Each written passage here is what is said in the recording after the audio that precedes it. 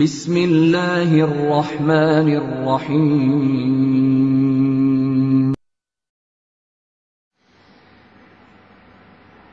আসসালামু আলাইকুম রহমতুল্লাহি ওয়া বারাকাতুহু।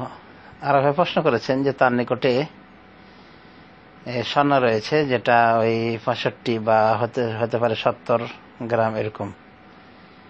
তো উনি কার কাছে শুনেছিলেন যে 45 গ্রাম হলে জাকাত দেওয়া লাগে, সেই হিসেবে উনি জাকাত দিয়েছেন।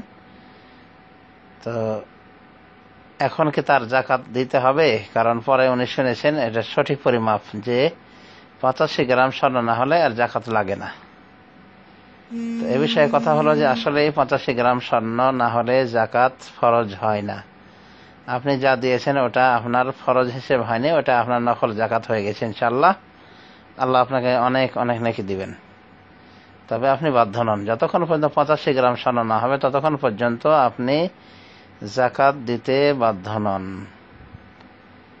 অতএব আপনি যদি সামনের বছরগুলিতে জাকাত আদায় না করেন তাহলে কোনো অসুবিধা নেই ইনশাআল্লাহ, যদি আপনার স্বর্ণ 85 গ্রামের নিচে অবস্থান করে।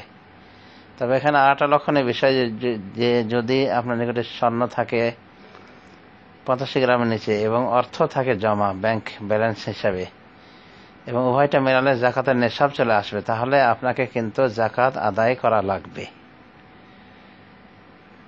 কারণ আপনার স্বর্ণ শর্ট হলে টাকাতে কিন্তু সেটা পূর্ণ হয়ে যাচ্ছে।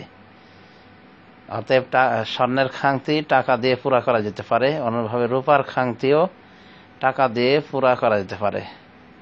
তবে রূপা সোনা একটা আর একটা খাংতি পূরণ করবে না। সুতরাং আমাদের নিকটে যে টাকা রয়েছে এটা স্বর্ণেরও হতে পারে, স্বর্ণ থেকে আসতে পারে, আবার রূপা থেকে আসতে পারে। অতএব উভয়টার খাংতি এ টাকা দিয়ে পূর্ণ করা হবে। সুতরাং যদি কারো নিকটে স্বর্ণ থাকে নেশাবের পরিমাণের নিচে কিন্তু টাকা যদি থাকে তার এবং 1 বছর পার হয়ে যায়, উভয়টা মিলালে নেশাব হয়ে যায়, এই অবস্থায় 1 বছর পার হয় তাহলে তাকে জাকাত দেওয়া লাগবে। আর জাকাতের পরিমাণ আশা করি জেনেছেন যে শতকরা 2.5 টাকা বা 40 ভাগের 1 ভাগ দেওয়া লাগবে অর্থের জাকাত। তো এই হলো কথা।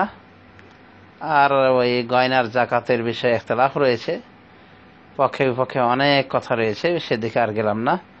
তবে জাকাত বের করে দেওয়াটাই নিরাপদ ইনশাআল্লাহ।